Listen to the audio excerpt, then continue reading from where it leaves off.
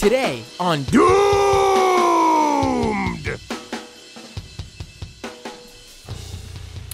It's CPAC time, baby! On this episode of Doomed, we bring you a first-person report from the right wing's largest annual gathering, the 2019 Conservative Political Action Conference. Which I guess if you're a wrestling fan like I am, you can't help but hear Sean Waltman's old WWE theme music and go, CPAC! Alright, you know, X-Pac. Alright, that was corny. It's alright. You guys all know me. Well, joining us live, and let me pull myself up on the screen here. That's right, I'm corny. What could you do? Here I am. Hey, everybody. Joining us live and currently traveling is Jared Holt of Right Wing Watch and the Shitpost podcast. But before I welcome Jared, I have to let you guys know that he is currently not on the line with me because, like I just said, he's traveling. He will be joining us in just a few minutes, actually. So until then, I would like to play a clip from CPAC for you all. And I'm looking through my clips right now. Which one do I want to play first? I pulled some clips because this event was... You know, I went to 2 CPACs in my life. The Conservative Political Action Conference. And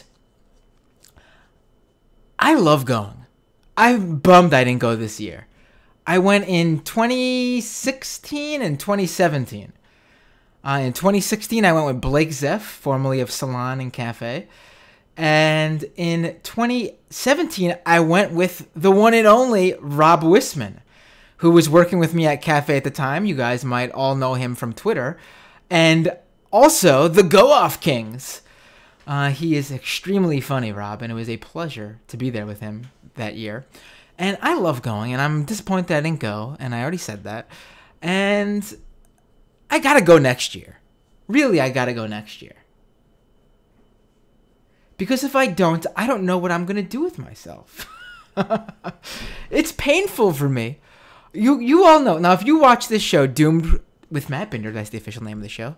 But if you watch this show, you will all know that I am obsessed with trolling the right. It's a great pleasure. It brings me great joy. It's a pleasure. And going to CPAC allows you to talk with right-wing names and personalities that otherwise you probably would not get a hold of. Well, most of them probably you can't get a hold of because they love the attention. But some of them you can't. And I think that everyone should go to CPAC once in their life. If you are into politics whatsoever, you don't have to work in politics, who gives a shit? If you are someone who is just into politics, whether you're a leftist, a progressive, a liberal, whatever, you should go to CPAC at least once in your life because it is so much fun. It really is. And I know Jared's going to get on the phone and tell me how bored he was probably, or how much he hated it, or how, you know, how much it sucks, or maybe he'll tell me how great it is. I don't know. But I know people go and they like to pretend that they don't enjoy it. But god damn it, if you go to CPAC, you enjoy it. Don't tell me otherwise, really. So let me play this quick clip before I get Jared on the line here. Oh, and let me put, you know, usually I mess up and don't plug the show up front because I forget because the guest is waiting on the line. And I hear them in my ear, you know, ready to go. And so I introduce them before doing my self-promotion. So patreon.com/MattBinder. Patreon is currently down. Do you believe this? I was going to actually read off, like I usually do at the end of the show. I was going to do it up top. I was going to read off all my wonderful patrons, I should say. But I can't do that right now because Patreon is down. So remember this, patreon.com/MattBinder. Go there. You can support this show, make this show happen, make the podcast happen, make the patron-only content happen, support my goal, which is to have more shows every week. And, you know, without you guys, it's not possible. You could also support this show by going to iTunes or Google Play or wherever you listen to podcasts and leaving a review. It's real simple. You just, if you're on iTunes, you go to type in Doomed in the search engine, in this iTunes search engine, and, click the 5 stars if you like it that much, or, write a review. That works too if you like that. If you like to write, I should say. Also, you could support this show by subscribing. All you people watching on YouTube right now, yes, you, I'm looking at you right now. You should click that subscribe button. It's that simple. And it helps build up the YouTube channel. You could also, if you're listening on the podcast, easily go to the YouTube channel by going to doomed.tv. And then you could easily subscribe. All right, let's play this clip. And how could I not start with everyone's favorite former Trump administration official, Sebastian Gorka. And this clip, I think, if you were paying attention to the CPAC online chatter, you probably heard this clip. It was that good that everyone was spreading it. But I'm going to play it because I want to hear it once again. And for everyone who didn't hear it, enjoy. To rebuild your home. They want to take away your hamburgers. This is what Stalin dreamt about but never achieved. Now, if you need a little bit of context there, if you aren't familiar, the right has been obsessed with Alexandria Ocasio-Cortez. Obsessed with her. And they're especially obsessed with her Green New Deal. And, the clip doesn't start from the very beginning, but in it you hear that he goes on about how they want to rebuild your homes, talking about Democrats and democratic socialists or whatever. Now, what he's talking about is, as part of the Green New Deal, the country would set out to refit every building in the country to make sure they're energy efficient. Now, we can do an episode on this. I've done the research into it. There have been, think tanks, I should say, and other, economic groups even, who've done studies on not the Green New Deal itself, but on energy efficiency throughout the country. And they have found that refitting every building in the country would actually save this country a ton of money. It's not that crazy, especially spread out through the entire country. You also would hire a lot of people, which means it would create a lot of jobs.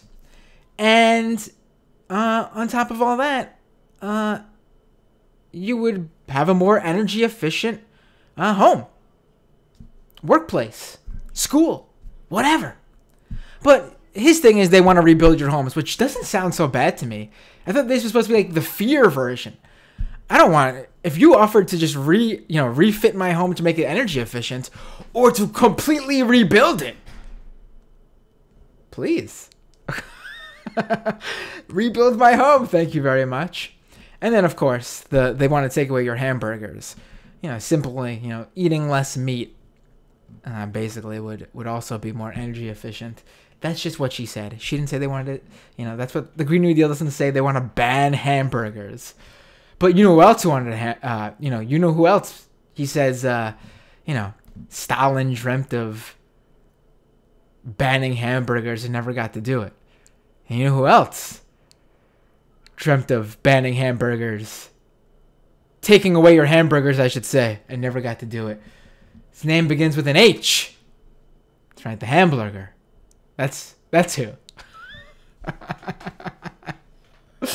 All right, Jared is waiting for me on the line. Let me give him a ring. Here we go. I hear the Skype music on my end. You probably don't hear it on your end. Hello? Jared Holt of Right Wing Watch and the Shitpost podcast. Thank you for joining us once again on Doomed, my friend. Thanks for having me. I'm calling you live from the bar where I'm drowning my sorrows of CPAC. Oh, so you are still in the CPAC vicinity. Oh, I am far away from that at this point. Oh, you are? Okay. Yeah. All right, so I lied to everyone and said you'd be giving an on-the-ground report from, the vicinity of CPAC. But what it really is... I was going to go to the former Breitbart guy, Raheem Kassam's party, but I got disinvited at the last second, so... Oh, man. Why did you get disinvited? I don't know. I couldn't get it out of the people throwing it, but apparently, former Breitbart writers not a fan of Right Wing Watch. Who knew? It's really weird that they have such a hatred for what you guys do over there, and to give you full credit, I would say especially you probably, because I feel like they love attention of any kind, and you guys cover them. Yeah, we give them plenty of attention. We quote them in their words, but I guess they're not so proud of all the stuff they say all the time. Listen, I think the greatest thing you can do, and I know there's people who think we should ignore them or whatever. I disagree wholeheartedly, as everyone who watches this show and knows me throughout the years, especially my time on the Majority Report, where I would, along with all the other Majority Report guys, Sam and Michael, we welcome debating these guys because there's literally no better way to turn people off from conservatives than to invite them on your platform and literally just let them talk. Just let them. You don't have to, you don't have to interrupt them and refute them. Just let them get to what they want to say, and eventually, it won't take very long, probably no more than a few minutes, for them to say something so insane that any normal person would just go, what in the world? Right. And that's like what we do at Right Wing Watch, right? Is we take, a lot of these people before they come on our radar enjoy a very insular audience.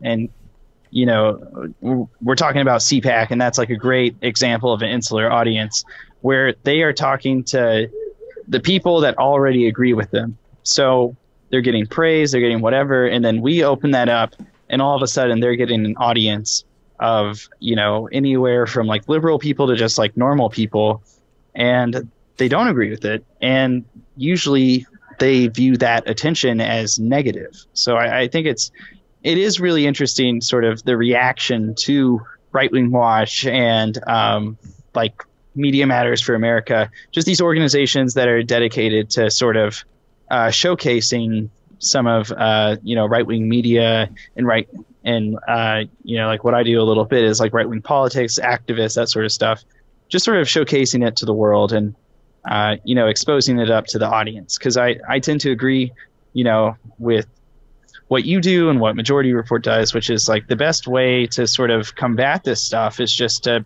show it to people. Right, exactly.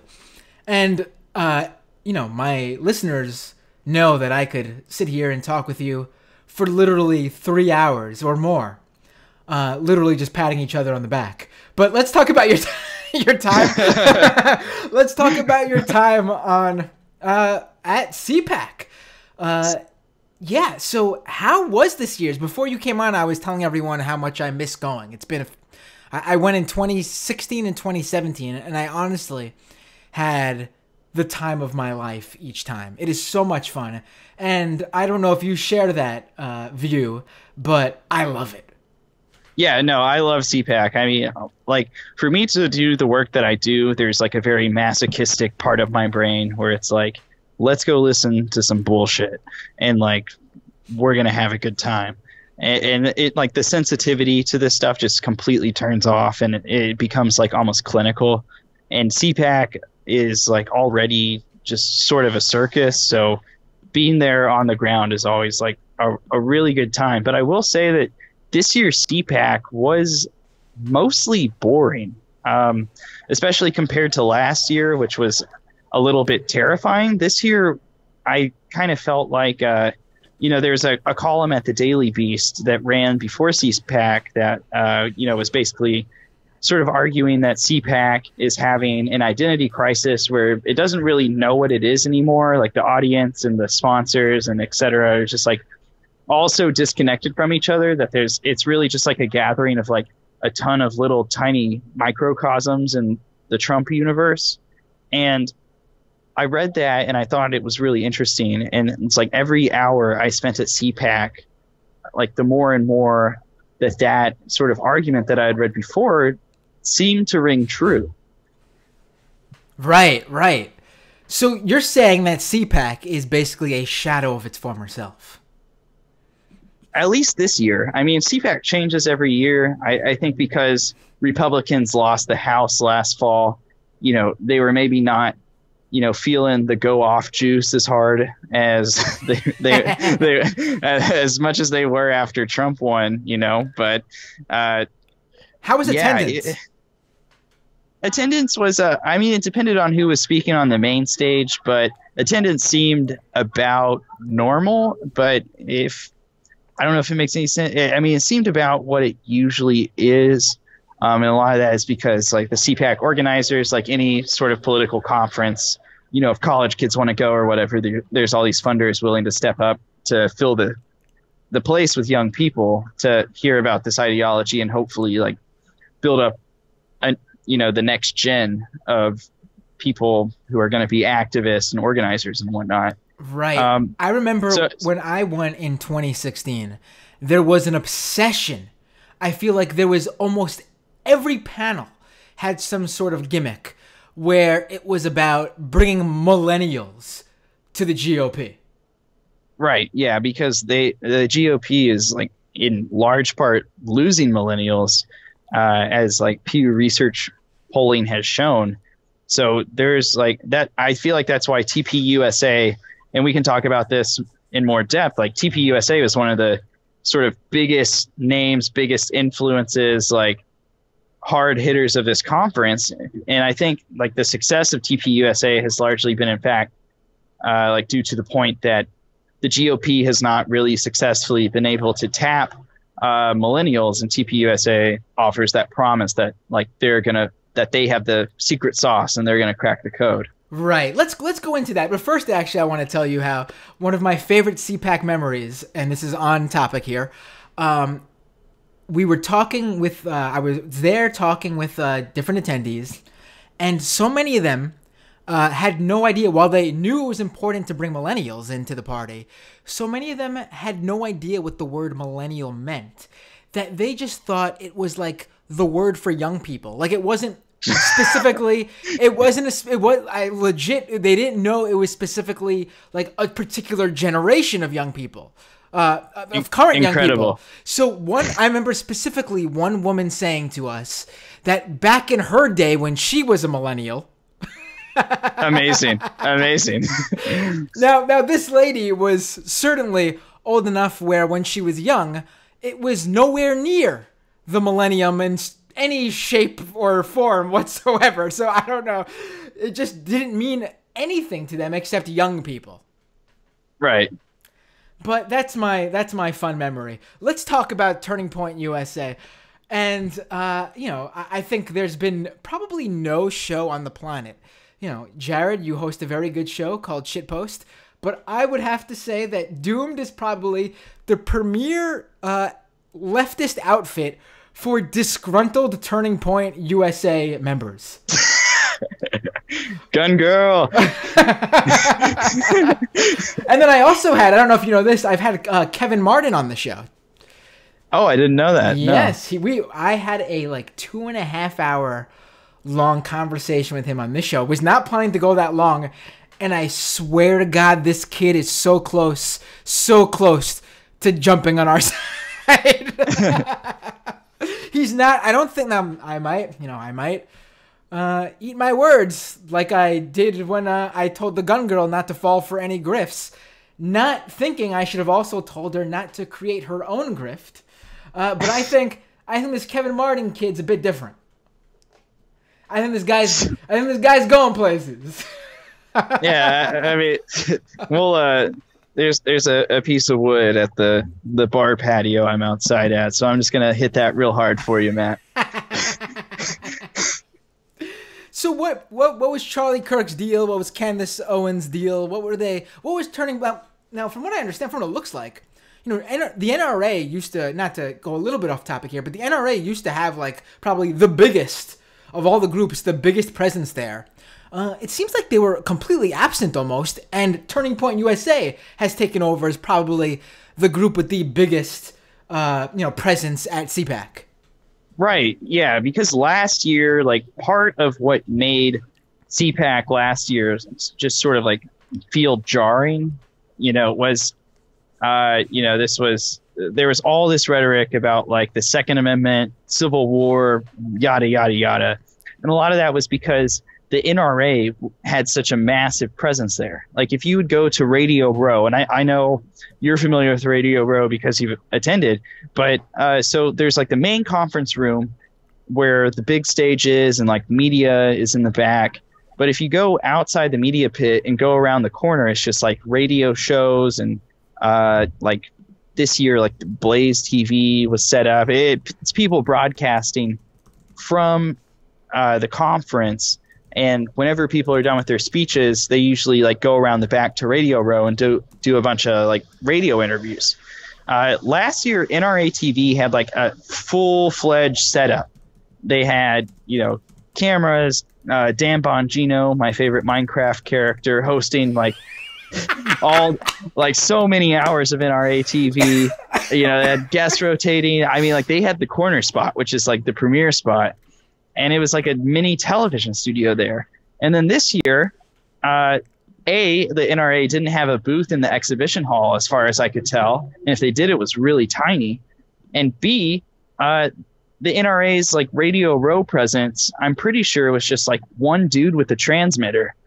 Like there wasn't like signage or anything, man. It was like they were like nowhere to be found. Oliver North, who is like leading the NRA, gave a very brief speech, but it was like mostly chill. I mean, it was just like fanfare rhetoric, but that was about all the presence the NRA really had this year at CPAC.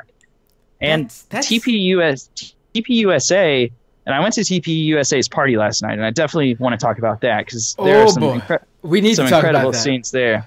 But TPUSA is like, that's the leader. Like kicking off the mornings was yesterday was Charlie Kirk. This morning was Candace Owens, who, gotta hand it to her, went the whole speech without saying that Hitler just like simply went too far, and that was the only problem with him. But are we sure? Are we sure though? Are we sure she went the whole speech without saying that?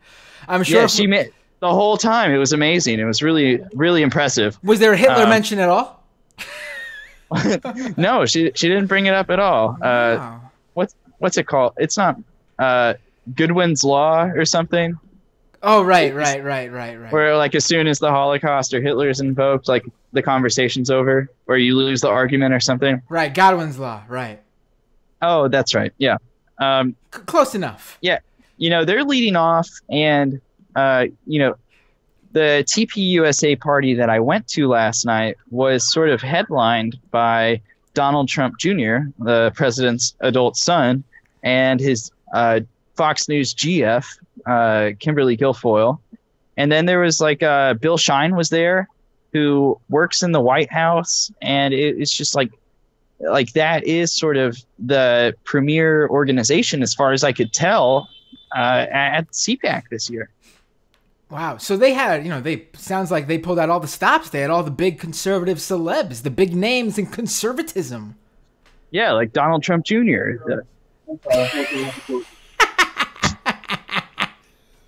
Right. Well, that's both very funny and also very true in this bizarre world we live in today. Right. Now, what was this party about? Now, let me I wanted to talk about this. I knew we were going to talk about it. So I have this photo. Let me pull this up. Give me 1 second here. It's a photo of, where is this? Give me 1 second. I'm sorry. It's a photo of this drink menu. And, the cocktail list at the Turning Point USA CPAC party. What is going on, Jared? Is there a rave breaking out at your location? Hold on. Give me like 20 seconds. I got kicked off this patio, so I'm going out front. All right. So let me go through this cocktail list at this Turning Point USA CPAC party. There is a drink called Russian Collusion, which was a vodka soda. There was an AOC, which, you know, Alexandria Ocasio-Cortez, which was a juice box. There was a Mexico will pay for it, which apparently they haven't gotten the message that they are not. But apparently you could order that drink and it's a tequila sunrise. But my favorite, other than crying Chuck Schumer, which is just wine, doesn't even say what kind of wine, is the Kavanaugh I Like Beer, which is apparently just a beer. Yeah, that was just a beer. Now, I got to say, between all those options, it was really hard to choose. Did you have to actually, like, you know, if you went up there and were just like, can I get a beer? Were they like, what are you talking about? I'm sorry. You gotta say Kavanaugh, I like beer. No. I mean, the staff, working at the bar that night didn't really seem super into it. So, I remember there was like, what I ended up choosing was the one that's like, Build the Wall or whatever. It was just the whiskey neat. And I remember going up to the counter and being like, I was holding the drink menu and I was like, oh, hi. Yeah, how's it going? I'll have the bill. And then I just looked at them and I said, can I get the whiskey neat one? And, and you know, me and the bartender just shared that look where it's like, yeah, okay. Yeah, we're on the same page. Here you go. Right. Well, you know, that's, you know, conservatives are getting really good at humor. And this is just one of those. It's making me really nervous, man. It's making me super nervous. This is one of those examples. So, did anything of note happen at this party? Anything at all? Anyone who was there who, you know, whose presence gives Turning Point USA a bad name outside of the people that they actually want there and don't realize? Well, I mean, you know. Yeah. I was gonna say the bar is kind of high, but there were, in fact, Jacob Wohl. Who many people know, or like, well, I say many people, I guess chronically online people know, did a press conference at CPAC trying to allege that Representative Ilhan Omar married her brother, which is like the stupidest shit I've ever heard in my life. This has been debunked months ago. Yeah, no, and like the only reason they're going after her is because she is a Muslim woman member of Congress who wears a headscarf. Like that, it's just like Islamophobia grifting. Well, from my understanding, they're going after her because they're extremely worried. Because from my understanding, she's actually an extremely dangerous hit woman, I guess. And when conservatives visit Minnesota, they have to walk around wearing bulletproof vests and have multiple security guards who just, allegedly multiple security guards who somehow are just always right outside the frame. Yeah, and she's also really good at comedy, and it makes them super nervous. Now, people who have no idea what I'm talking about, maybe you could tell them the story of Mr. Wall's trip to Minnesota. Yeah, so Jacob Wohl, Laura Loomer, and this other conservative activist named Ali Akbar. He goes by Ali Alexander because I think it's because too many people were looking up his mugshot from 2007. But that's beside the point. You know, I don't like to slam people for, you know, getting arrested or whatever. But they took a trip to Minnesota and they had this whole thing. They were like, all right, we're here with the top security. We're wearing bulletproof vests. You know, people are on the hunt. We're getting death threats. They're saying they're going to kill us. And it's all because, you know, we have evidence that Ilhan Omar married her brother and we're going to try to get her to sign an affidavit. But there's not really like anything to back them up. Like footage has come out of them being like, oh, we've got a film crew. And then like someone recorded video of them walking out of some newspaper office, and it's just like some dude with a DSLR camera, and there's like no security to like really be seen, there's like some photo they posted where they had people that they say were security, but I mean, the whole thing's just sort of a fraud, and they're using it to like grift money off people who will believe it to fund this like idea for a blog that they had called Culture or whatever. And right, I've seen that going around. What is it, like a conservative gossip site or some shit like that? It's not even that. It's just like, you know, people that are like in like the Mike Cernovich orbit. You know, it's people that we would call, or I guess like the ADL did that list that was like alt-right and alt-light. This would be like the alt-light people. Right. They basically, I think they just got tired of like negative press, so they're just like hiring out young bloggers and stuff to just write puff pieces about them over and over again to, I guess, try to counterbalance negative press they're getting for, you know, I don't know, going to Minnesota and trying to spread Islamophobic lies for money or something like that. Right. So you mentioned Laura Loomer was on this trip. Now, from my understanding, she was also at CPAC. Oh, she was. I thought for sure I was going to get Loomered. I thought it for sure, but I made it out alive somehow. Now, what was she doing there? Was she there as press? Was she an attendee? What was she? She got credentialed. Wow, as part of what? Laura Loomer Inc. What is her?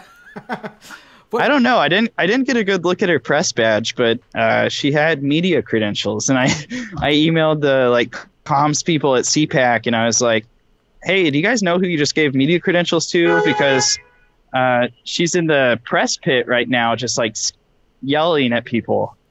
And I never got a reply, but I don't know. That's can mark that down for me as a yikes, I think. Did she handcuff herself to any doors? No, she didn't. She just chased around journalists like Will Sommer and Oliver Darcy and Christopher Mathias and stuff. Like guys who, you know, I know because they do amazing work reporting on, you know, different media figures or right-wing figures and whatnot, and are kind of like the people that are known for covering this full time. And just, you know, yelled at them about her being banned on Twitter, I think was pretty much the whole thing. Right. That's her whole gimmick. I don't think she's got anything else, which means that, you know, I got to reach out to her and try to get her on this show. That's that's Matt Binder bait right there. But let's talk about, you know, we're talking about Laura Loomer now, and this is someone who was invited, but probably shouldn't have been, compared to, you know, when you hold her up to people who they didn't want attending. Who are some of the people I saw you talking about online? Who are some of the folks on the right who were turned down from CPAC? It seemed like they were very unhappy. Yeah, there were really only a few of them. There's like few right-wing figures that have CPAC bans. Like one of them is Alex Jones. He cannot get into CPAC. And Coulter supposedly. But not Paul Joseph Watson, though, interestingly enough. No, imagine my shock. But I guess I left myself open for that one. Yeah, you set yourself up, buddy. Yeah. What's the thinking there, though? I mean, everyone knows. I mean, at least I think so. That, I mean, obviously, Paul Joseph Watson, whatever he does, I'm assuming Alex Jones gets some sort of kickback. I'm sure Alex Jones owns that channel, I believe, right? That's his channel, Prison Planet. I'm not sure what the ownership structure is like. You know, Paul is still chipping into InfoWars, but I think at this point, Paul has like gotten bigger than InfoWars. You think so? I mean, at least like when I'm reading right-wing press and stuff, like Paul shows up treated credibly more often than InfoWars does, like in the pages of stuff like Breitbart or like that sort of thing. You know, right. I think they think Paul is like has not as terrible as an image, because even if Paul says like something Islamophobic or like racist or whatever, like at least he's not screaming about like the moon landing being a secret mind control plot to like turn your dog liberal so it will kill you and like start the Civil War or something. You know, like he's not like on Alex Jones level of psycho. Right. I didn't know that Ann Coulter was banned from CPAC. She was last year, but I don't know. I guess I assume that the bans carry over, but you know, back to what you were originally asking, there is like a sort of a small collection of white nationalists who were supposedly banned. They included Patrick Casey of Identity Europa and Nicholas Fuentes, who hosts a podcast that is incredibly racist and anti-Semitic called America First or something. Right. And that's a giveaway right there. Yeah, which is also coincidentally the name of Sebastian Gorka's radio program, but that's not here nor there.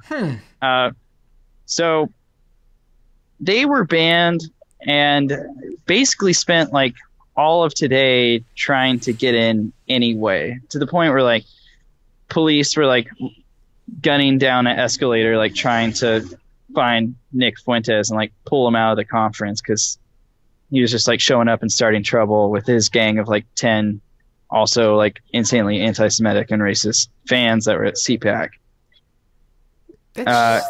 How sad to like get banned from anywhere really and show up, to die like crying to get in. But how sad is it to do that at CPAC? I mean, really. I mean, there were like QAnon people and stuff inside CPAC, and they didn't get banned. So I feel like just QAnon like followers though, or like known QAnon figures. There was one radio host who's like full-fledged QAnon. And then we also had the guy, Will Summer pointed this guy out to me. I didn't recognize him at first, but the guy that all the QAnon people believe is JFK Jr. still alive. He was there. Shit. JFK Jr. went to CPAC. You didn't tell me that. Yeah. What do you mean? What do you mean everyone believes he is? That dude, look at him. He's spitting image. He has risen again. Of JFK Jr., that guy. Because it is. As far as I'm concerned, JFK Jr. is alive. All right, Matt, I gotta go. That's no, but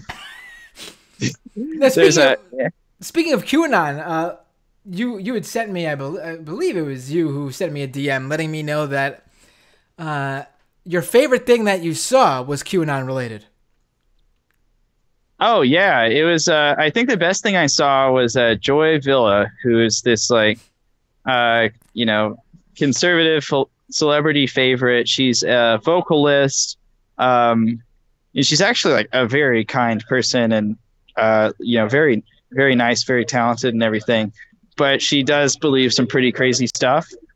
She was walking around, or to rewind, Joy has been on like all over conservative media, most notably because since she is a vocalist that does like sell pretty good numbers and gets invited to stuff like the Grammys and whatnot, she'll show up in dresses that are just like big Trump advertisements or like pro-life stuff. Right. So conservative media will like praise her and everything. But she was walking around the conference with a set of earrings that were QAnon logos that she said she made herself. And whenever, another reporter I know asked her about it, she was like, yeah, I love QAnon. And so it was like, that was probably the most just like a little bit like startling thing for me, was seeing somebody who's been like all over Fox, all over, all these conservative websites, just out there in the open, just being like, yes, I believe in this crazy, like satanic pedophile death cult, like weird conspiracy theory. Jared, I gotta ask, you got a little crush on Joy? You gave her a really generous lead-in right there. Very talented, super nice, amazing woman. Well, no, I mean, I say that just because I feel like, going to CPAC is always sort of a reminder to me, like, especially if you cover it from like an online first angle, it's very easy to think you're just covering like shitty web accounts or something, and it's easy to forget the people. Like at the end of the day, like people like Joy Villa or whatever, like believes crazy shit, has like significant influence in right-wing media and like is popular with right-wing audiences, but also like at the end of the day, like these are people. This is a conference of like 10,000 people, and it's always kind of like grounding to you talk to these people, they're like nice and kind and polite just like the rest of us, but they just believe insane stuff. So it's always good to at least for me to get on the ground and see that once in a while just to remember that. Right. I'm really glad you said that, actually, because when I went to CPAC, that's the same sort of, reaction I had. I'm not going to go as far as you are and give that credit to Joy. Maybe it's a little crush. I think so. Because I'm not gonna like, the people who have a platform, I'm not gonna be like, oh, they're really nice, because they know what they're doing. They're getting something out of it.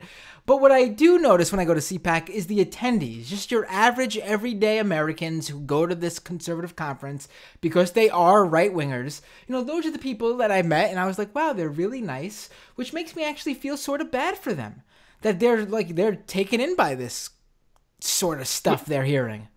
Yeah, but then they also feel really bad for folks like you and me too. So,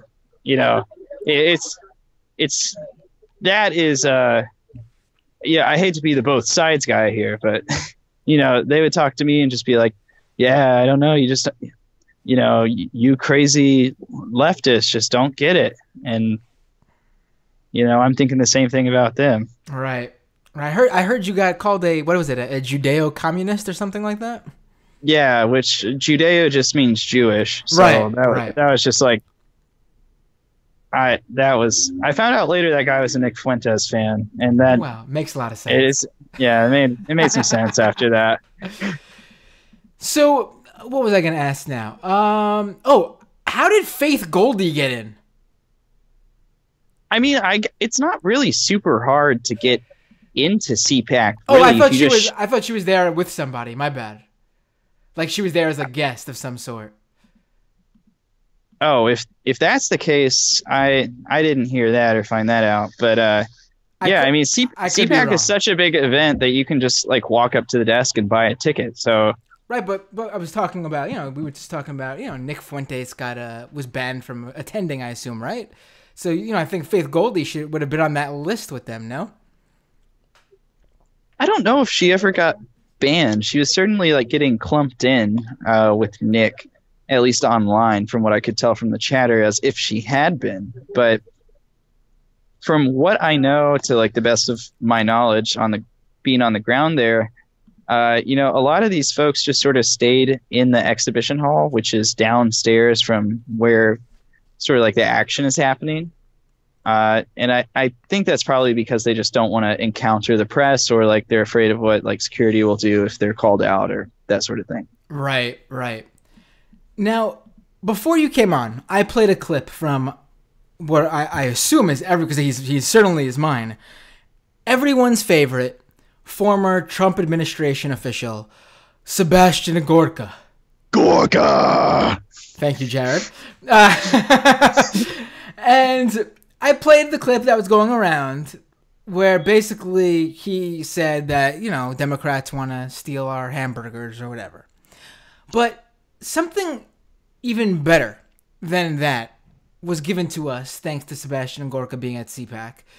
And that's apparently Sebastian Gorka's car got ticketed outside CPAC. Can you very hard-hitting stuff. Can you go into detail about this Sebastian Gorka parking ticket? Yes, he received a $25 ticket for not paying his parking fare. If he does not pay it, it will double to $50. Thank you, Jared.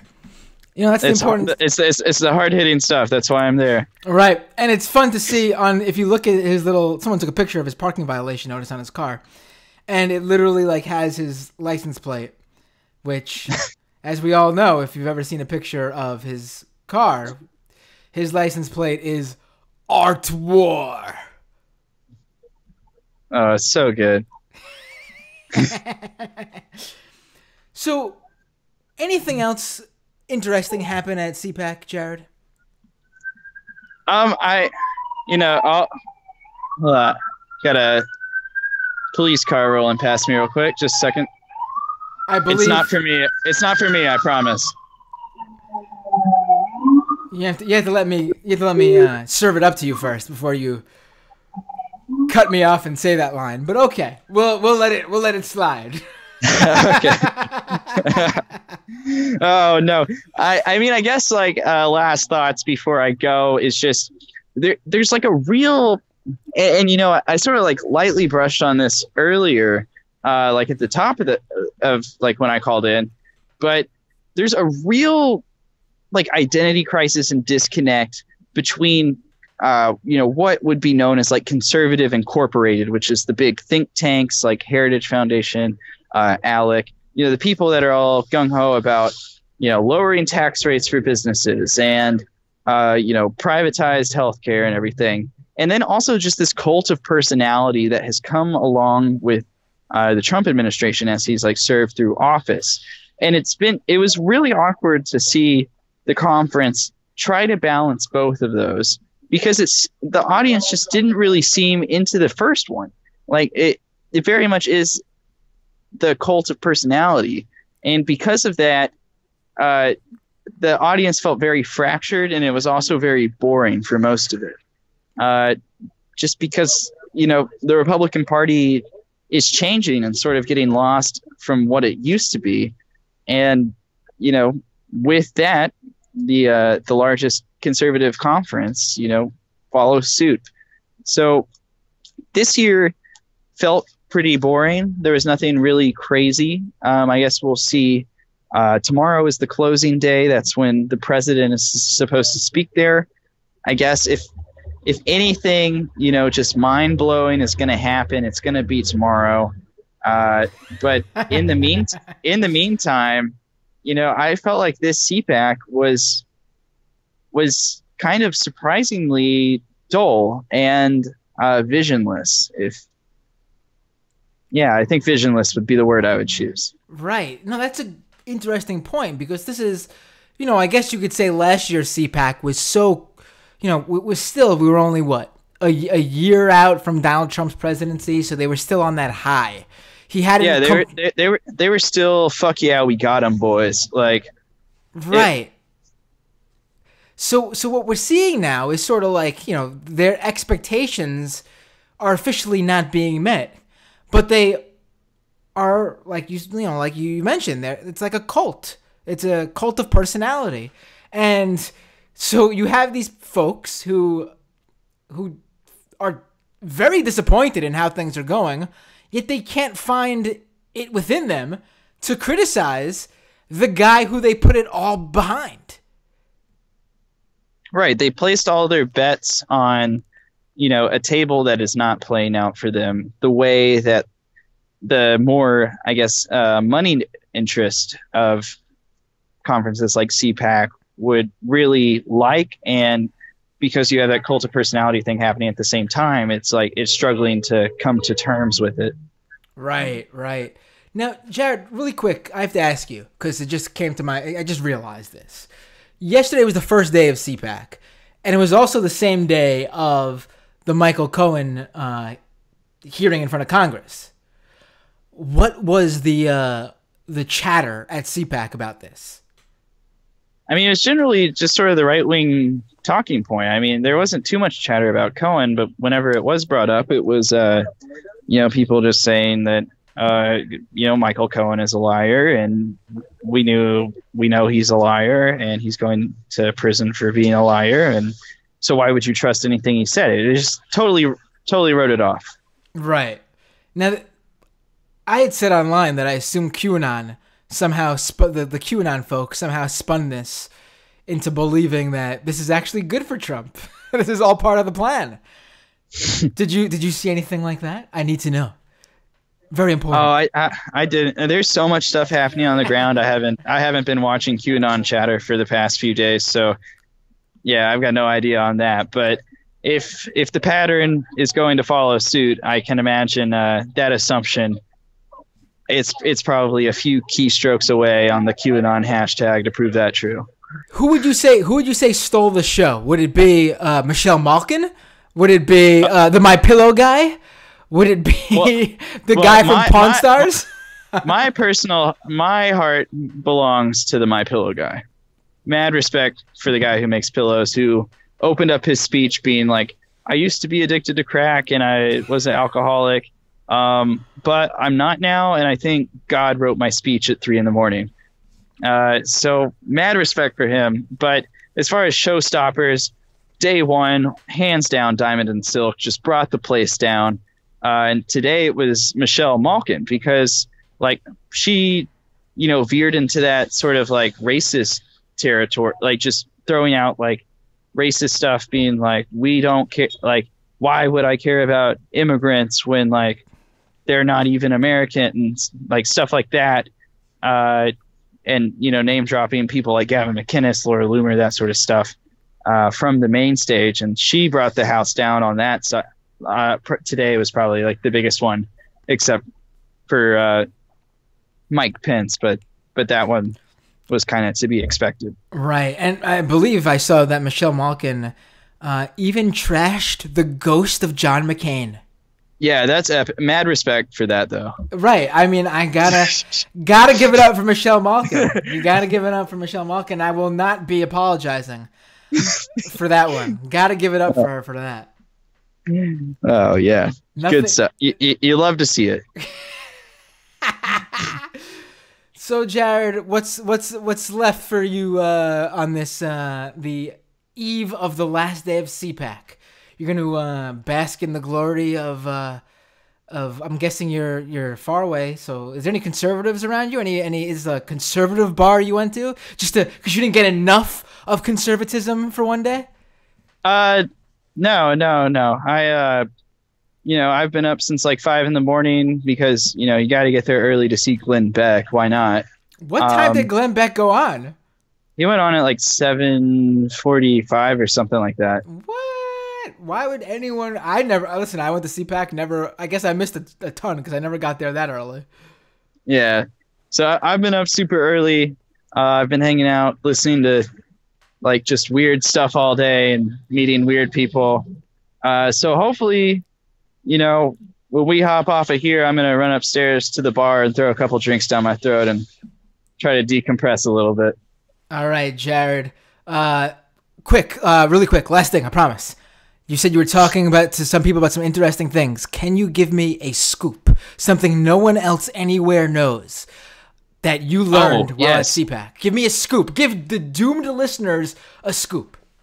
Okay, so Jacob Wohl had his press conference, right, with Laura Loomer, and people started making fun of that dude that had the like single AirPod in. Did you see that? I did see that. One of his security guards, right?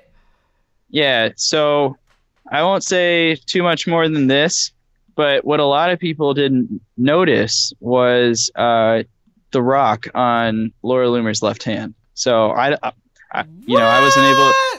I don't know if it's what it looked like, but it certainly looked like something. And it's Mr. Earpod Man who gave her that?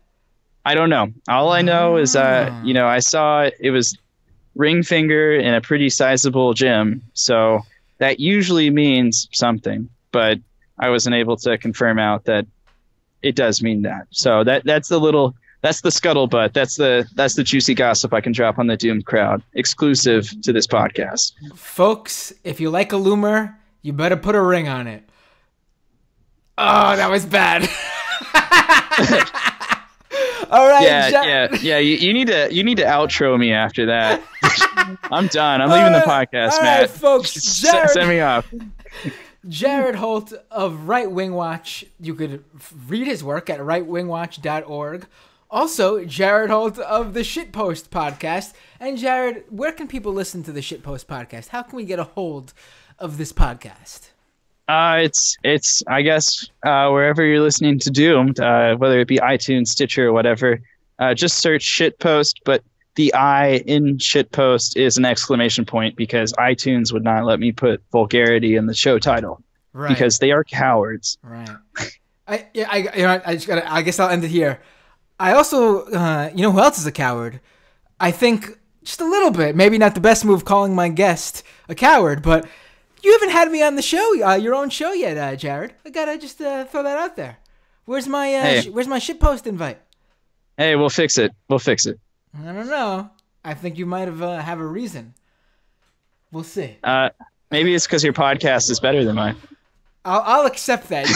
You really you wiggled yourself out of that jam. If I want to steal a tweet from Jesse Farrar, All right. So I've probably got about 2 weeks safe before I get owned again. All right, man. Have a good night. Always a pleasure. Thank you for once again joining us here on Doomed. Jared Holt, everybody.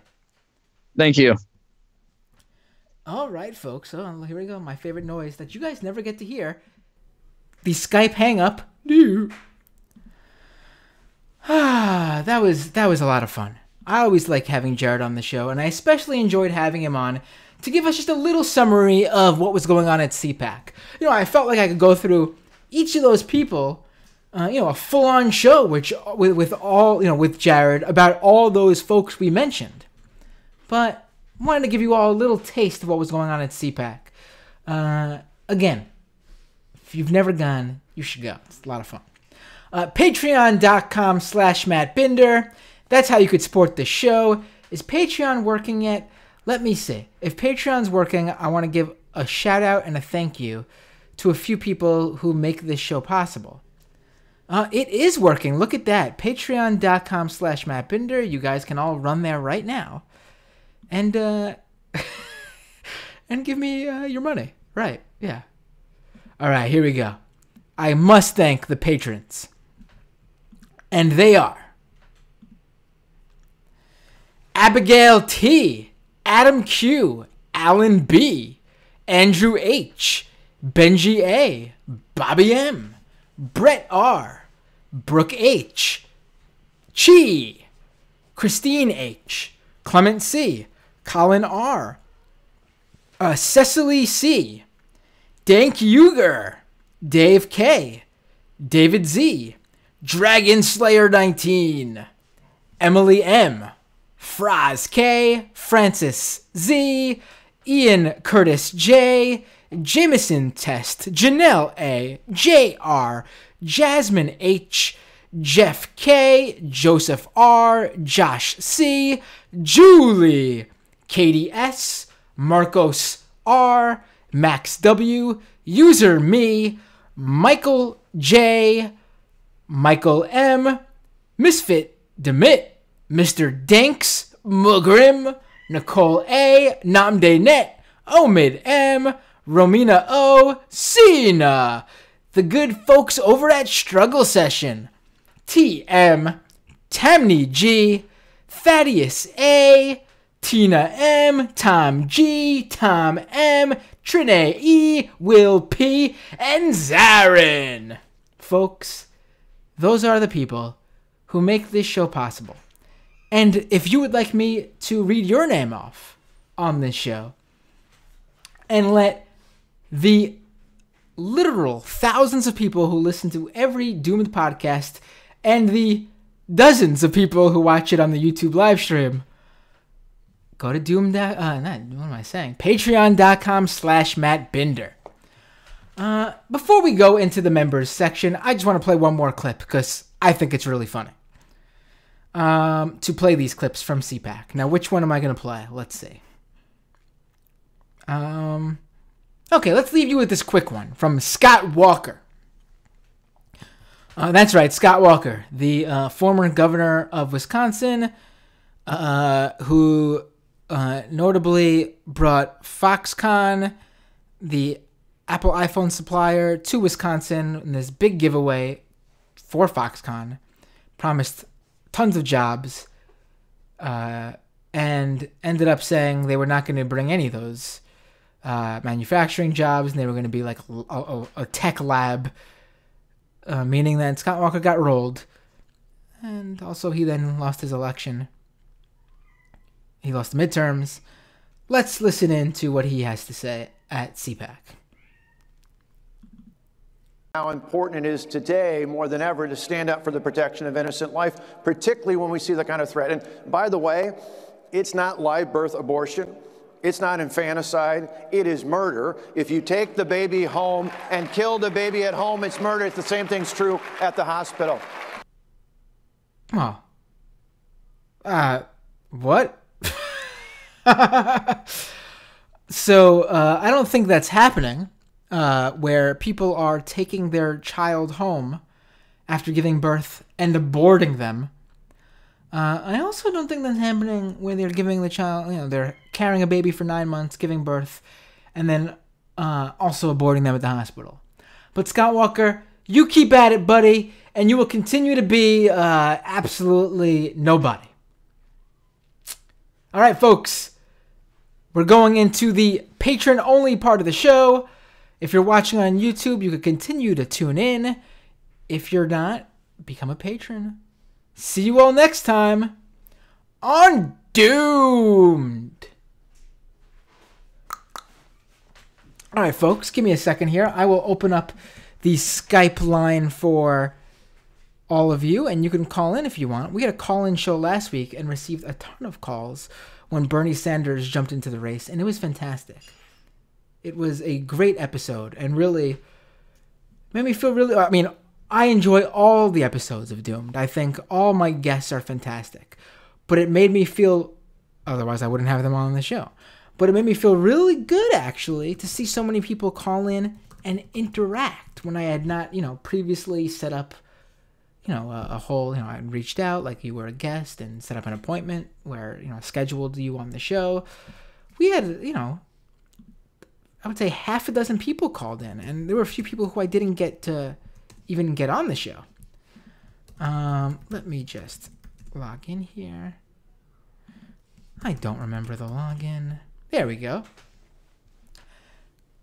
Fire up Skype. Look up user call doomed. One word. Look at that. Already a call-in. Look at that.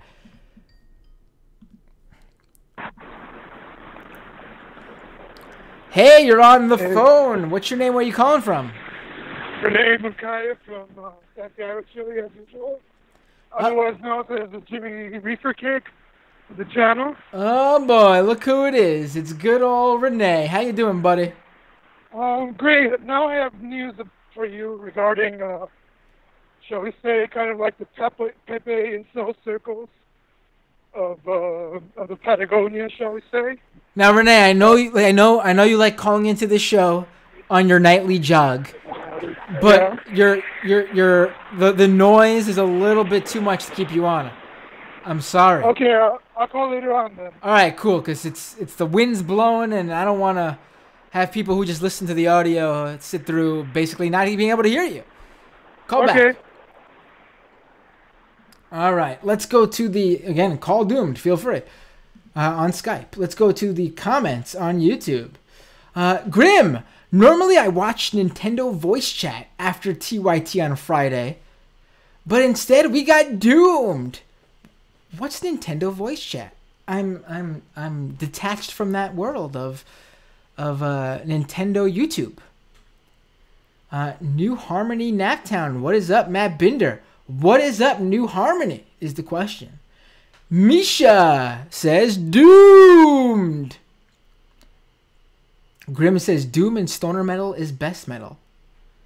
Daniel says, save the burgers, sad face. Yeah. Theo says, roll that Gorka nonsense. Right. That's the number one thing they're worried about. Someone's taking away their hamburgers. I mean, I gotta say, if you guys all know me, I enjoy my fast food. So I would too be disturbed if someone took away my hamburgers. So the fact that I'm not very worried about it should be quite telling. Truly.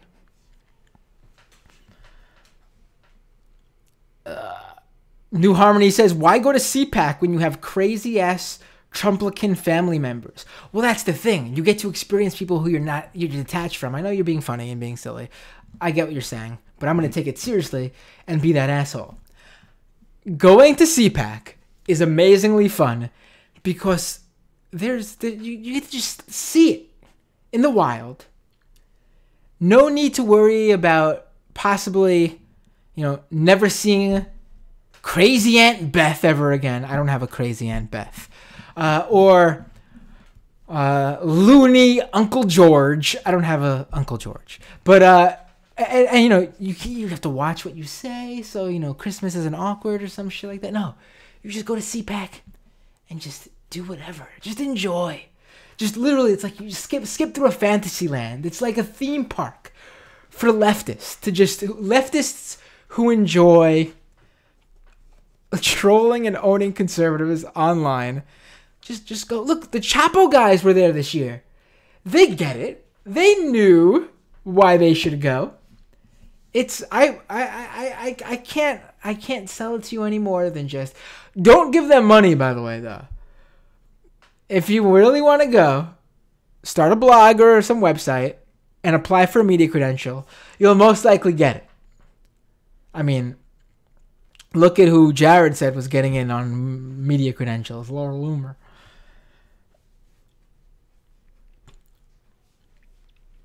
Oh, right. Theo brings up, I should have pulled that clip too, where Gorka said, what is it that he said? Gorka said that communism is like a watermelon, or Alexandria Ocasio-Cortez, or someone on the left is like or something on the left is like a watermelon. Green on the outside and deep red communist on the inside. You know, all those communist watermelons. Brian says, I guess this is his list of places to go. Number 1, Niagara Falls. Number 2, Grand Canyon. Number 3, CPAC. Good list.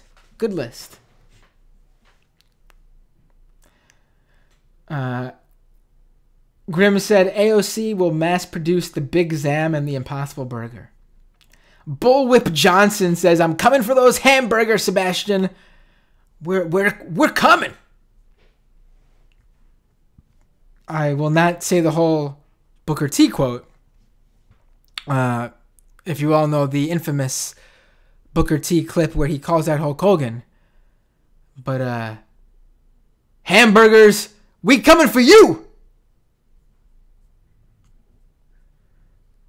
You guys, actually, I'm off topic here. Wrestling talk, because now I'm thinking of it. Look up this clip where Booker T, I'm coming for you, Hulk Hogan. It is something else. Poor Booker T, who I love, slips and says the N-word and calls Hulk Hogan the N-word on live television. And it's something else. His reaction after realizing what he just said on live TV. I love Booker T, though. Great wrestler.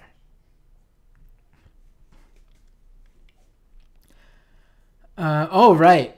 I guess we should talk about that. I don't really have the clips, though. We got to talk about this another day, maybe. We'll talk about it a little bit. So, Alex Jones was on Joe Rogan's show. And he went off the deep end, as usual. That's not surprising for Alex Jones. Really, I can't talk about this with the clips now that I'm thinking about it. But I'll read your comments and we'll talk about what we can.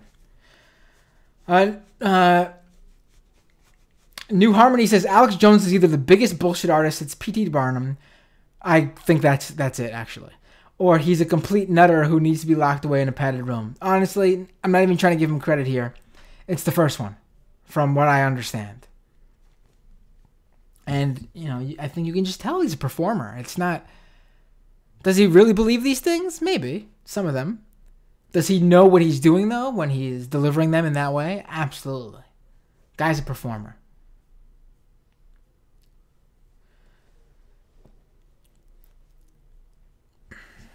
Patrick, last time I checked out Old Matt live, it was when the Gab Goons flooded the chat. We've fixed that since the Gab episode.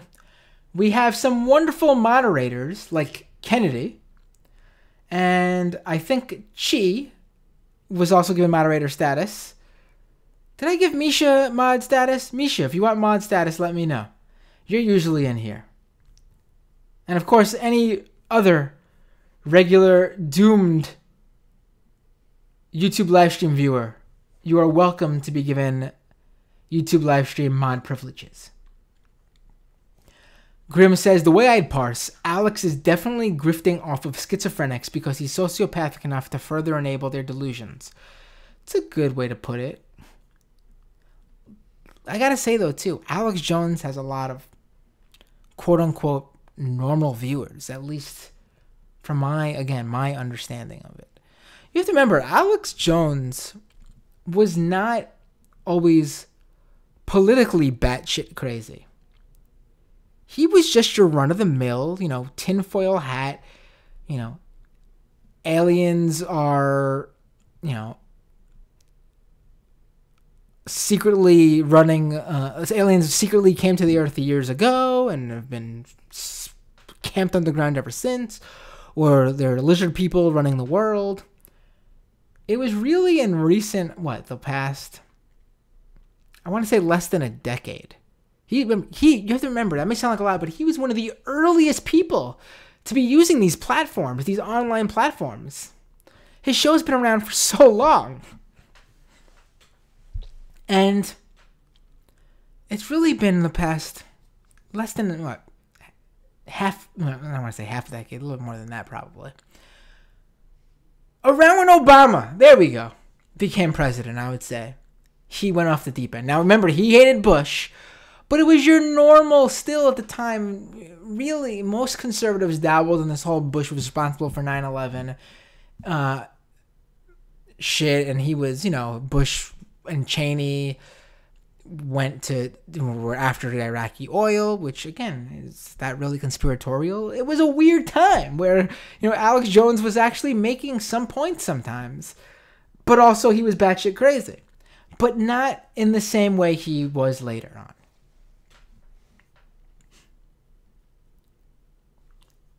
Alex Jones, I would say Alex Jones completely lost it when he went after the Sandy Hook parents. We've talked about this on the show tons. We could go a few shows without talking about it again, but that's to me where he went completely over the deep end and couldn't come back.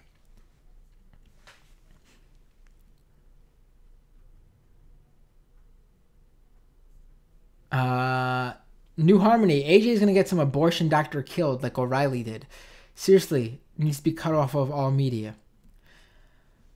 I'm cautious about cutting him off of all. YouTube's already taken away, Facebook's already taken away, Twitter's already taken away his outlets. I'm cautious about that type of stuff. Truly. Again, Alex Jones ain't the hill I'm gonna die on. I've said that before, and I did not shed any tears seeing him go, but in terms of advocating for that, that's where me personally, I pull back from. But again, if they're gonna do it, by all means, I'm not gonna stop them from taking action on someone like Alex Jones.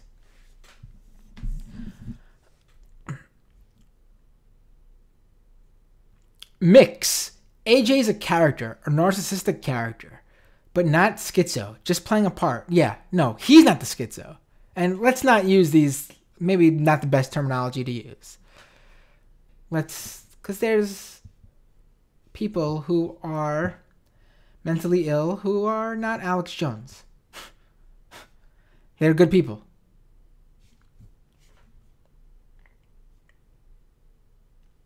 Grimlock. Honestly, I would not be surprised if Roof, Cruz, Fields, and Bowers and others who didn't succeed were influenced by InfoWars. I'm sure they at least tuned in, or at least now, had knowledge of InfoWars. Theo says he did actually say some real weird eugenics shit about Native Americans. I gotta pour into that clip. I don't even know if it's gonna be worth playing that much and getting back to this when we do the next show, but maybe I'll grab a clip or two. Patrick, I think Jones is legitimately losing his grip on his audience, though. The grift is getting sloppier.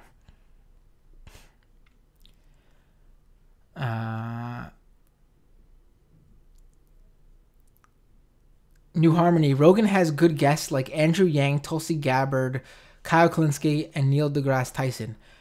But he doesn't have them on enough. It's literally like, every episode is a right-winger, it feels like. And maybe once every quarter, once every 3 months, he'll have on someone who's considered a progressive or on the left. I mean, it's not the same. FTW all day. Love your work, Jared. You are pretty dope as well, Matt. I shouldn't have read that one. Kidding. Janet says, hit the like, y'all. Yes, please hit that like.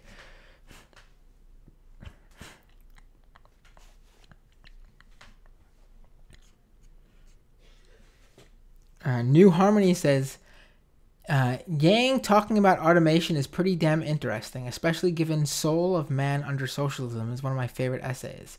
Can't wait for robots to do stupid jobs.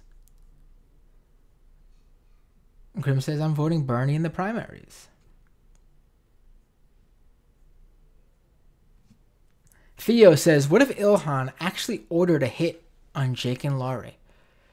No, JK, but seriously. Listen, if Ilhan Omar is secretly some sort of mafioso crime, like secret underground criminal overlord, serious props. So much props. I listen, my respect for her is already through the roof. If I found out she was actually some sort of leftist babyface kingpin, I don't know where the sky would be the limit, I guess, for my feelings on how she's been. It would be great. I would love it. I'd welcome it. Goodfellas, starring Rep Omar. Grim was asking, what did that other conservative, I can't remember his name now, the one who went to Minnesota with Laura Loomer and Jacob Wohl, right?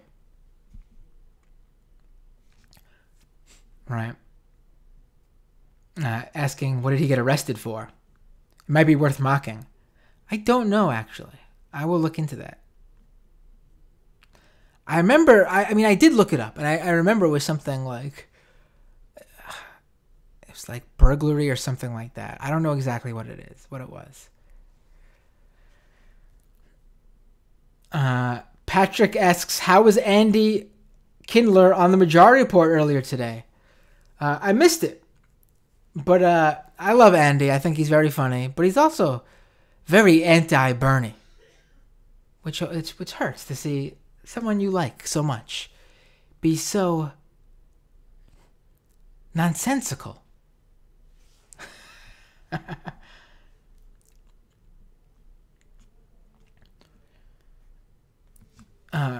Patrick says, Paul Joseph Watson is even more embarrassing than Alex. Right, because Paul Joseph Watson is definitely a true believer.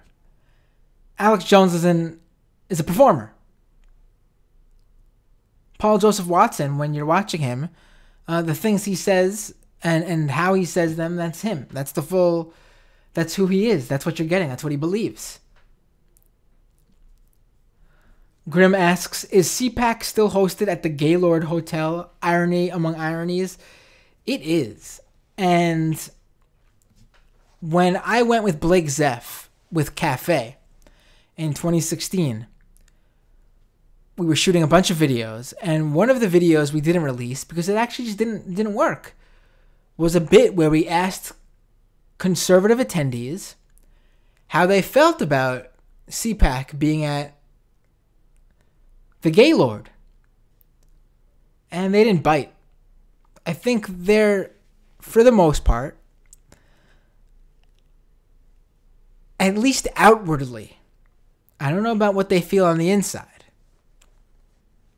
but outwardly, I think they've been working, at least the average conservative, someone who is not some sort of religious right grifter who makes money off of demonizing gay people. I think they're, I don't want to say accepting because that's not entirely true. Definitely not tolerant. That's another word I don't want to use.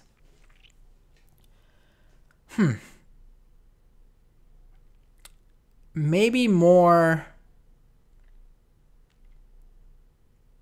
aware of how they would be looked at, because they realize that society has overwhelmingly gotten past the point of the gays are icky or the gays are not like us. and they don't deserve the same rights we all enjoy. So we're there when it comes to the run-of-the-mill conservatives.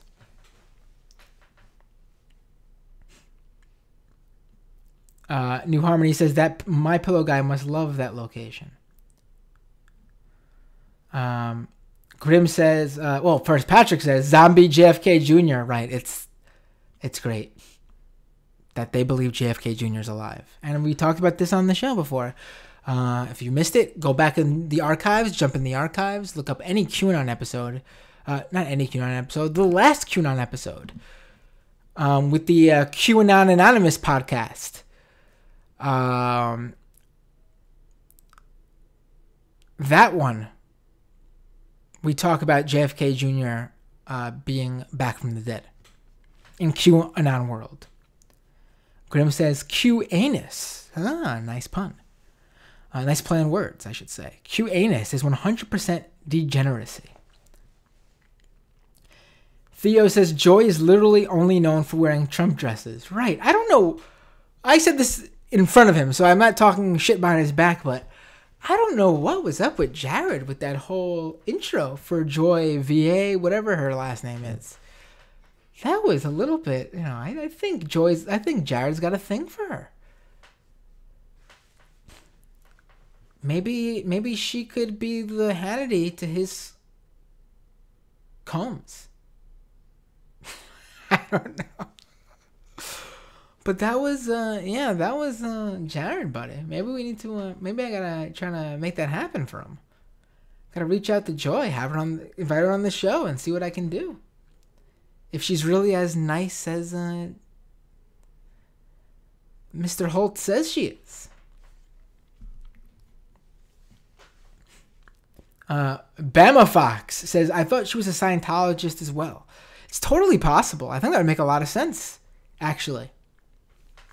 Grim says, Q-anus for fascists who want to be anarchists but are really just arch nihilists. Brian A says, her music fucking sucks. At least Kanye has a few good beats. I've actually never listened to Joy, so I'll have to keep it out of there. Bullwhip Johnson. Seems like Ann Coulter would fit right in, but if she's banned, what's the median level of crazy here? Well, she actually might be banned for her combination of white supremacism and maybe even her Trump criticism. Maybe both was like both combined in one person was a step too far.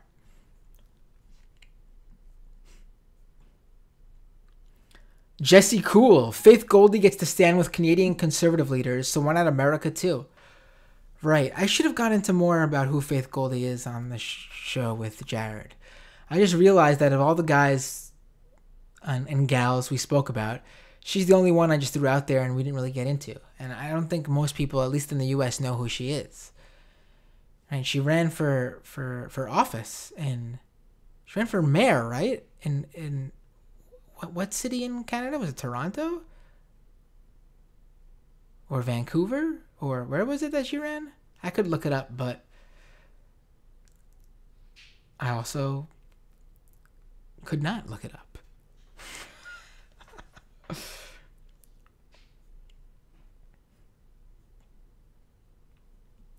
Renee says parking tickets are beneath the nobility of a dragon. Right. Talking Seb Gorka. Grim says there's this article from one of Faith Goldie's childhood friends trying to figure out how she went down her path of degeneracy, and it's well worth a read.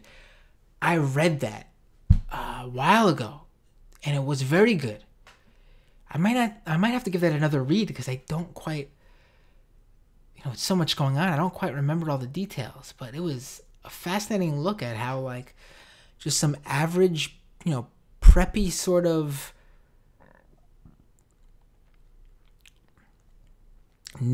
girl next door white girl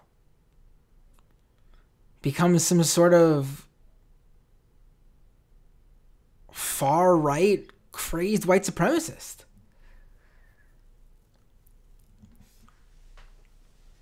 All right.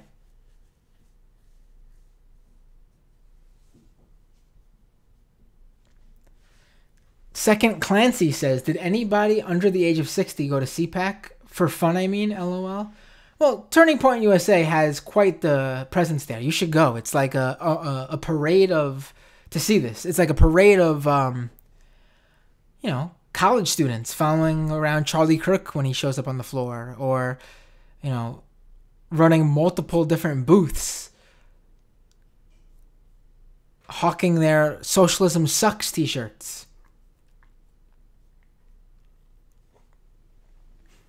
FTW All Day says, what is Jared's show called? It's called Shitpost. With the exclamation point where the I should be. Yes. FTW also says, Neo-Boomer for a Loomer. I'm sure the boomers actually, you know, the conservative boomers love Laura Loomer. She seems like she's right up their alley in terms of content creation. Abby says, fun fact, I Patreoned while drunk and forgot I had until I heard my name read on the next episode. Well, I don't want anyone to Patreon while drunk and not purposely give me money. I hope you enjoy your patronage and continue, if you can, to support the show. Now, I had mentioned on the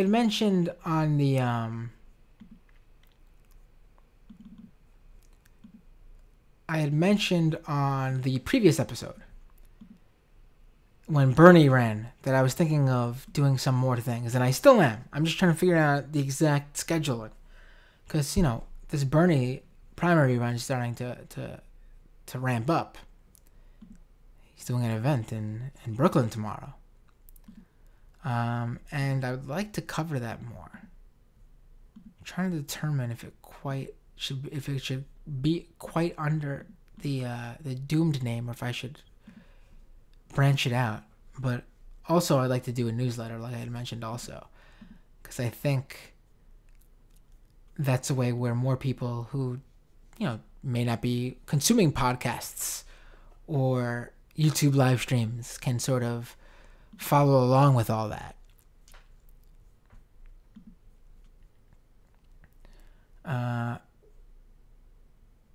Louis says, I upped my tier this month. Love this show. Louis, I saw that and I really can't thank you enough. I really appreciate your support. It means a lot. Thank you, really. And I am striving, really. Sometimes I know I sound like I'm being sarcastic and tongue-in-cheek 24/7, but that's just the natural tone of my voice sometimes. But really, I'm striving to give you guys more stuff. I'm just trying to work it out with the, with time commitments and work and family. I got an announcement, some personal news I'm going to share with you guys. This is the 50th episode of Doomed, by the way. I can't believe I didn't mention it earlier. I should have mentioned it on the main show. But it's the official 50th episode of Doomed. Pretty crazy. Pretty crazy.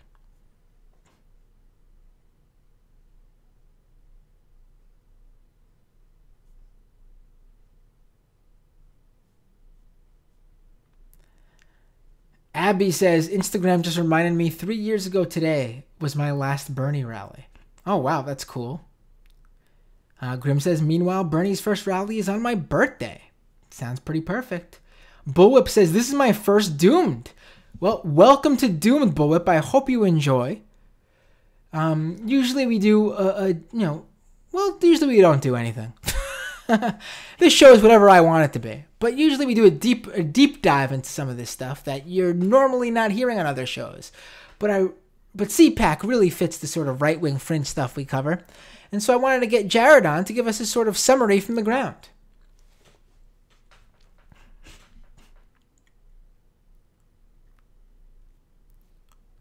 Chai says, or Chi, says, CPAC is even dorkier than anime cons. Misha says, don't make me fun of anime cons. Matt, Chai says, Matt, if you apply for media credentials, can you do that on the day of, or how early should you sign up before going? I think when I applied, it was like a week or two beforehand. They really hand those out to anyone who has some sort of platform. In fact, next year, maybe I should do a little crowdfunding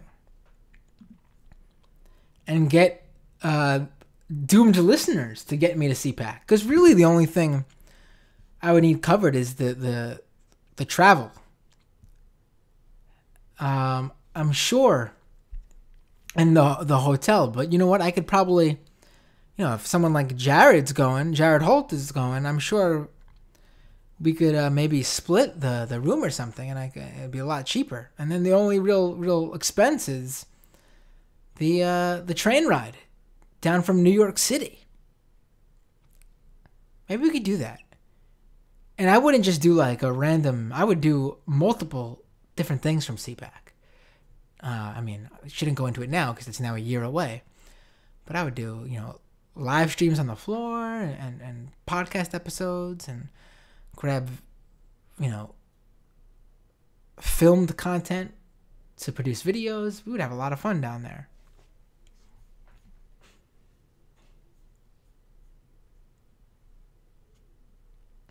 FTW says, I drunk Patreon quite often, hence I am forking over a lot of dough.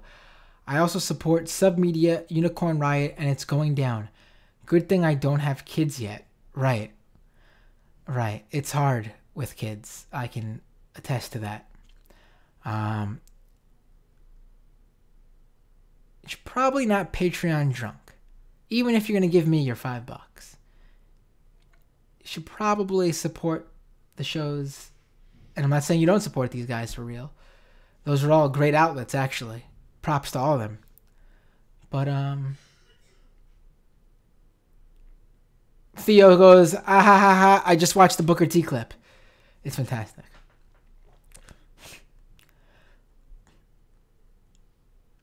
Faye says, all mods are bad. Well, my mods know that only stop people who are ruining the enjoyment of the live chat.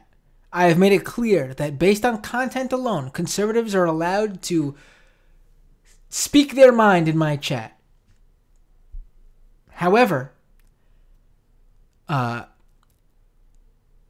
overuse of slurs just to annoy. I don't even want slurs really in there, but I'm not gonna go overboard with some of it in this chat.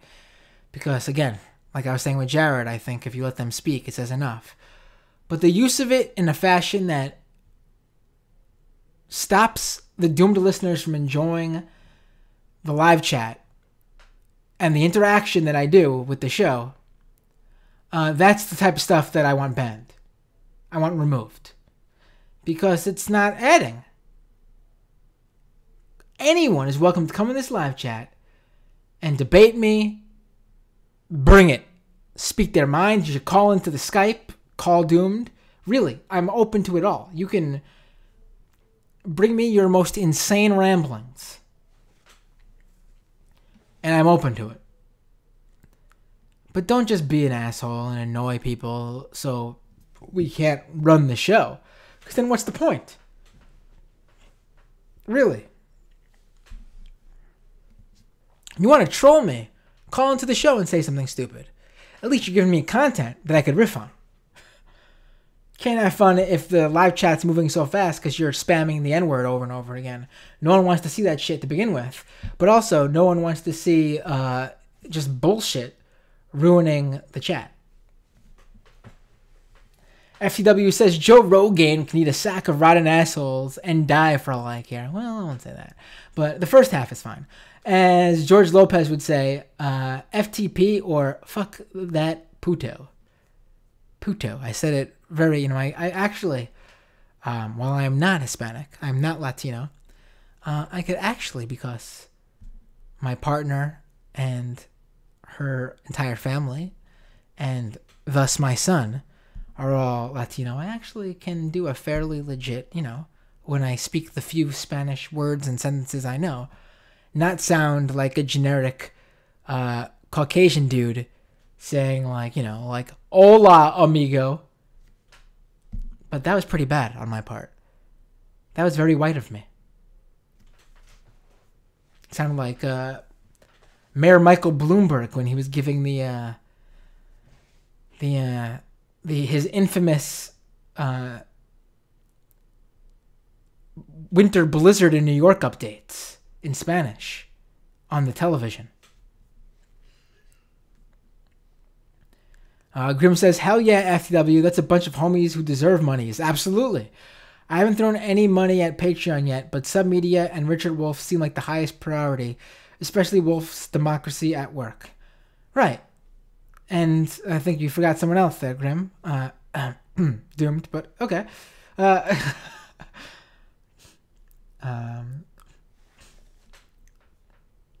Misha says, yeah, I'll be a mod. All right, Misha, DM me on Twitter or email me or drop. I know you're a patron. Drop in a Patreon message or however you want to contact me.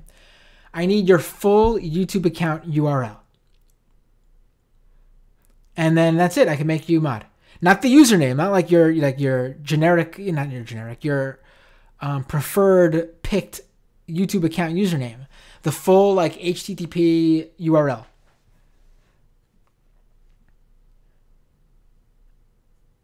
Abby says, I remember when Alex was just the tinfoil guy, right? Chai says, Afai, I'm not controlling what you say. I'm just looking out for Nazis. Right. And again, even then, Nazis can come in this chat, as crazy as it sounds, and not be annoying and interact. And I will make fun of them and debunk them and make them feel like idiots, because they are. But as long as they're not spewing garbage, well, they are. But as long as they're not, how do I put this?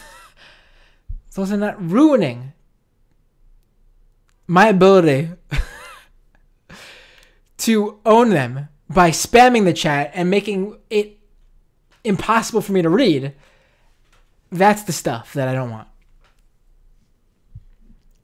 I'm fine with them giving me the easy layups to laying them out flat on their ass.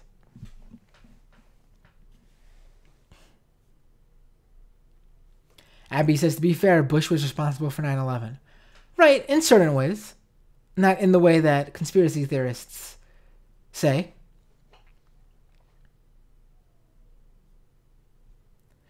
Grim says, sure, Abby, but 9/12 is the real inside job, whereupon we lost our rights. Louis says, I don't like the dismissive tone Matt is using about the alien stuff. That shit is for realsies. Well, I believe aliens are real. I mean, in a universe and galaxy and just outer space as vast as this, there's certainly life out there somewhere. I don't know if they've been here. It's a possibility. I mean, who knows? It's possible. Do I think they're hiding underground or still here on Earth somehow? I don't believe that. No, I'm not. I don't think that. Unless they have sort of technology, some sort of technology to burrow so deep into the center of the Earth that we can't detect them, I'm not going to go with that.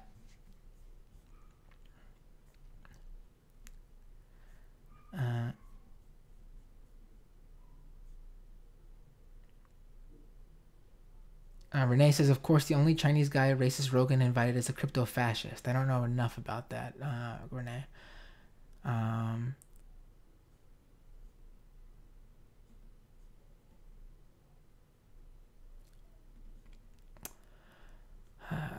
Who's a Russian planted dog on roof?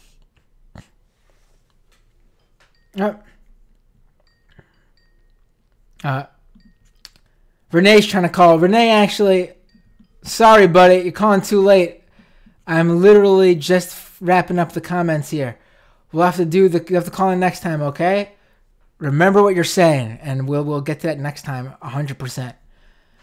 We're at the end of the show here, my friend. I want to get through these comments. Doug on the Roof says, few things can match Nazi Matthew Heimbeck banging his stepmom and getting into a fight in a trailer with his dad over it. We've talked about that on this show, and it is truly one of the most insane things I have ever heard. If you want to talk about, if you want to list the most crazed ways that full-on that have seen the fall of groups, in this case the white supremacist one, that's up there as possibly number one. Dog on Roof says, Loomer's tire is still one of my favorite jokes, right? When she claimed that people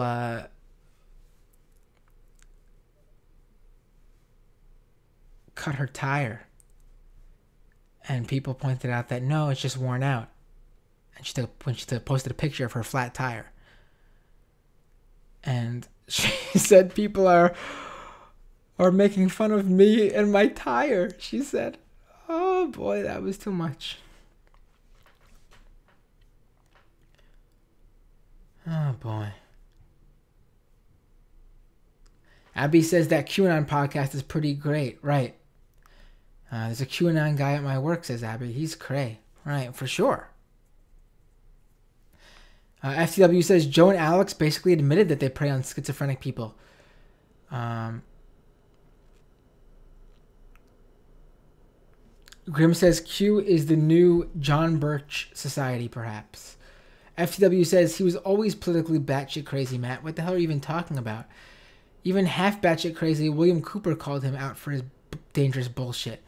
Listen, a long time ago, Alex Jones was nothing but a run-of-the-mill conspiracy theorist. You know, your generic, everyday conspiracies. The aliens, lizard people, George Bush did 9/11. His political conspiracies went after people in power. That's generic conspiratorial bullshit. It's ridiculous, but it's not as dangerous as the stuff that he fell into later on. It's not like, listen, like, the type of stuff he would dabble in early on is the type of shit you can see, you know, your friends from high school and college and your family members share, going like, is there any truth to this? I wonder. You know, it's not the same as false flag, Sandy Hook trutherism. Every school shooting is a crisis actor. There's a big difference, in my view, in my opinion. It's truthfully not the same.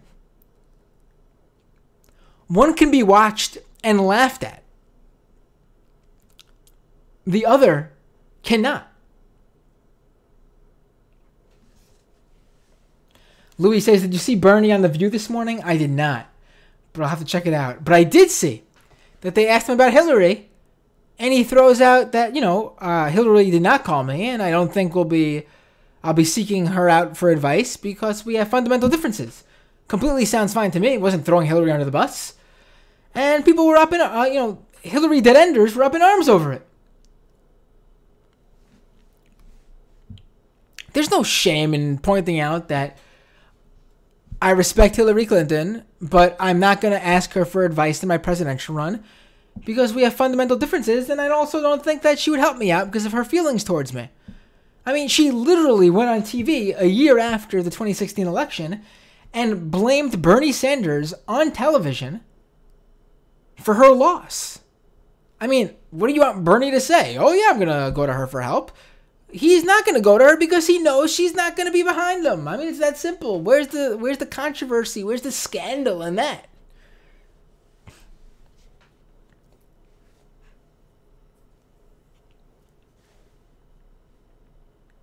Theo says, I would go to CPAC just to flirt with all the conservative chicks. That's a reason to go to. Dog on the Roof says, a parade of dorks paid to follow Charlie and clap. Well, not paid, I can guarantee you that. The rest of it's true. Abby says, wait, what was the personal news? I'll tell you guys next show. I didn't drop it. Abby says, Matt, do you pronounce anime as anime? Yes, I do. I know it's anime, right? No, I say anime. Sorry. I know it's anime. I say anime. I don't know why. It's just a habit. I know the correct pronunciation, but I say anime.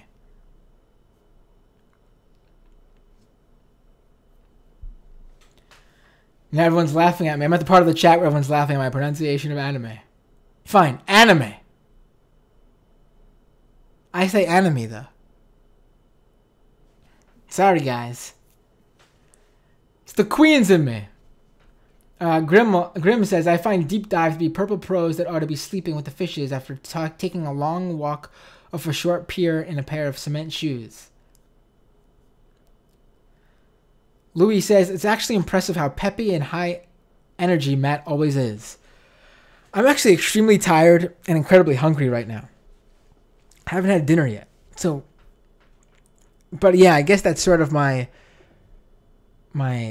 default. And that's why I sort of named the show Doomed. Obviously because of what I cover, but because it's sort of like the opposite of my demeanor when covering this type of stuff.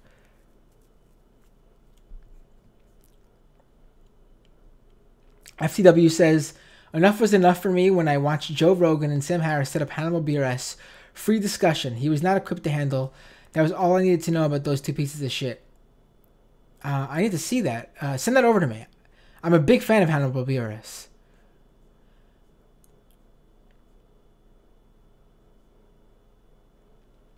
What's this punk rock karaoke you guys are talking? Doomed karaoke too. You guys are talking about in the chat.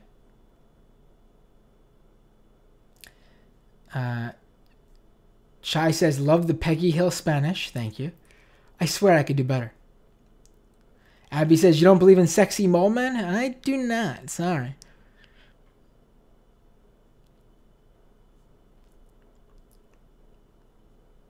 Alright. Sorry. No mole men for me. FCW says, I laugh when I think about how much Andrew Anglin is infatuated with Hunter S. Thompson. Hunter S. Thompson would literally have no qualms about pistol whipping the little shit. Louis says, I think aliens are here, but only as observers because of how wise they are, but they're definitely not putting on human skins and running the world. I don't know about that.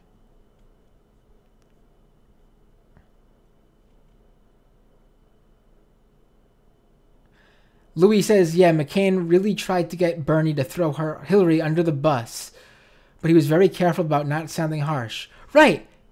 That little clip I saw. And the takeaway from the media for all that was, Bernie says, I don't want Hillary's advice.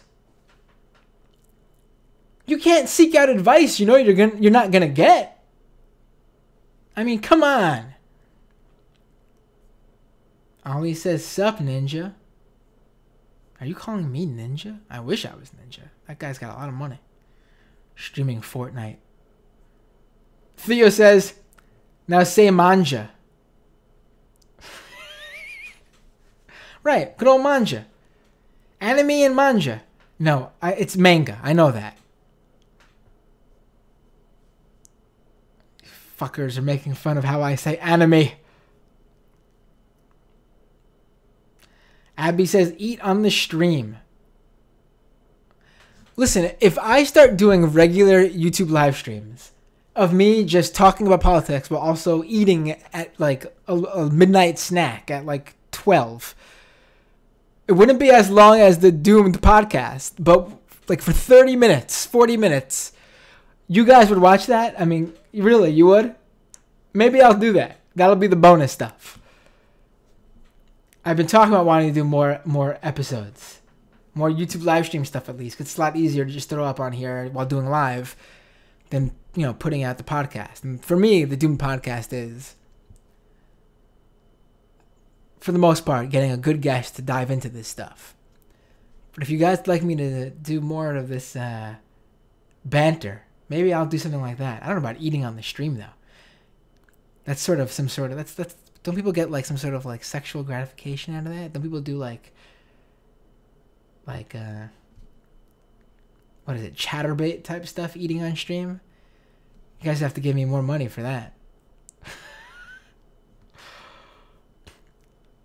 I'm not getting anybody off for only $5 a month. Worth a little bit more.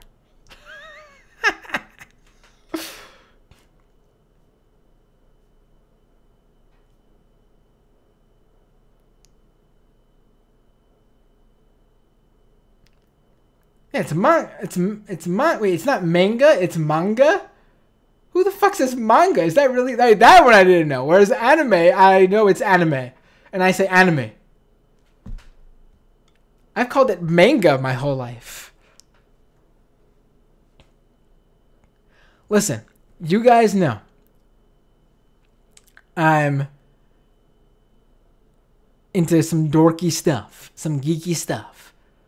I like my geeky TV shows, like my geeky video games, although as I've gotten older and have a kid, it's been harder to play video games. But, you know, I like that stuff. I'm a big pro wrestling nerd, big punk rock loser. I like knowing my internet memes and what's going around on the dark web and all sorts of different internet communities, on Reddit, all sorts of nerdy tech shit. You know, I'm 100% there for it. Never was big into the whole anime, Japanese animation, comic book stuff. Big fan of superhero comics. Marvel, I have boxes of Marvel comics stored away. Huge, like literally boxes. But from, you know, the golden age of comic books. But never got too into the, you know, I watched Attack on Titan. Pokemon, if you want to count that. Can't think of anything else, really. There were a few others I watched. I can't remember. But was never really that big into it. Never for me.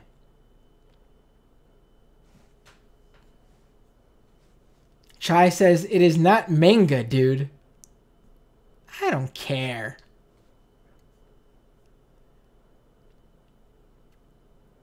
The Japanese A is ah. Long A sound. Ah, says JJM Hicks and Renee. Louis says, I've been waiting for someone sexy enough to get into that ASMR eating noises. Wink, wink. Aw, thank you. Kennedy told me it's manga, right? Misha says, oh my god, I'd be so uncomfortable with people watching me eat. Abby says, do an AOC and make a burrito. I'd watch you eat ramen or something. Why, thank you. No, you're not a mole man, says Abby. And the final comment of the day, Grim. If we can get Matt to watch mecha anime, then it's down to JoJo's Bizarre Adventure. I will have to tune in. And somehow, as we end the show, we are peaking with YouTube viewers, concurrent YouTube viewers watching live on the stream. I believe somehow that always happens. Just my luck. Folks, thanks for tuning in. If you're just watching the live stream, doomedpod.com for the podcast, doomed.tv to go straight to YouTube if you're looking to subscribe. Leave a review on iTunes. Really would love those reviews. They help people learn about the show. Again, most of you guys are probably patrons if you're listening to this part of the live show, but if you're on the YouTube live stream, patreon.com/MattBinder. It helps me do more live stuff, keeps the show going, helps me expand it, do other stuff. Got things in the works. It's hard to put a date on when this stuff's going to happen because I'm trying to make it all work. FW says, I like to troll Charlie Kirk. When I have time, does that count? Renee says, when are you bringing on the dark gritty waifu? It's not happening. Some people like their privacy. And Abby with the new final comment of the day. No, this is the last comment. Let me fix that because there's two last comments. Well, Bama Fox says love to all of you. Thank you. JJ says Spanish and Japanese have the same vowel sounds. Theo says K. Oh my god, everyone's commenting now. But that's it. Abby with the final 2 comments of the day. Get drunk and forget you subscribed to the Patreon. And no, this is the last comment of the day. I can't leave these people hanging. Abby also says, give us the personal news. Next episode, remind me, I swear. I gotta leave you guys in suspense. Louis with the final comment, for sure. 100%, no more comments. I swear it. Love you, Matt. Have a swell night. Love you all too, guys. See you all next time on Doomed.